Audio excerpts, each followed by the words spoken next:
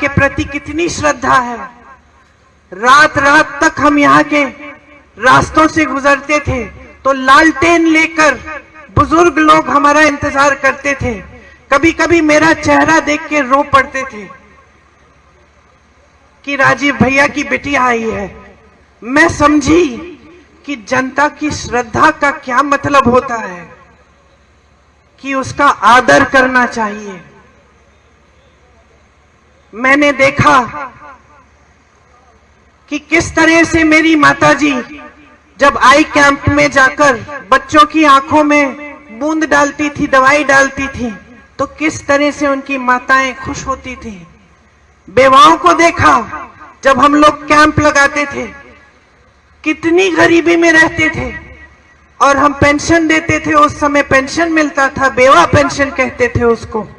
मैं समझी कि कितना संघर्ष था आपके जीवन में और कैसा रिश्ता था आपके बीच, मेरे परिवार के बीच, कि ये राजनीतिक रिश्ता नहीं था, एक प्रेम का रिश्ता था, श्रद्धा का रिश्ता था, सत्य का रिश्ता था। फिर भाई यहां आए, उनका भी चुनाव लड़वाया, सांसद बने,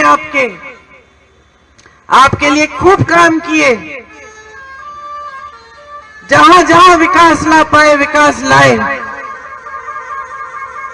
लेकिन उसके बाद पूरे देश में एक नई तरह की राजनीति आई, एक राजनीति जो शायद हम जैसे लोग शुरू में समझ नहीं पाए, क्योंकि हमारी सभ्यता ही अलग थी, हमारी समझ ही अलग थी।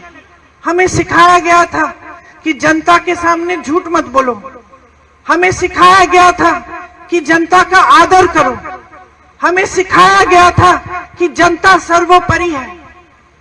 और हम अपनी आंखों के सामने देख रहे थे कि एक नई राजनीति उभर रही है जो जनता के जज्बातों का इस्तेमाल कर रही है, सत्ता बटोरने के लिए जनता को गुमराह कर रही है।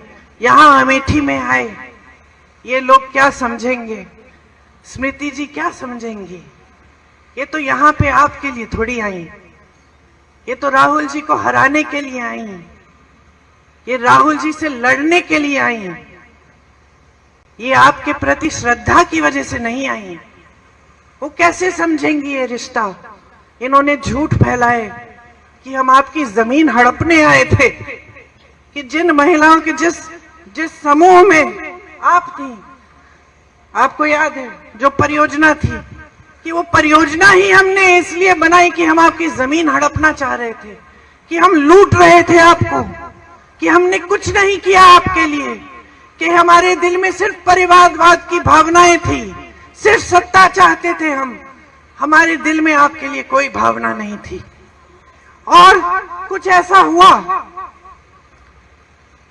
कि इन बातों से आप थोड़ा सा बहक गए, कुछ लोग बहके, कुछ लोग दृढ़ रहे।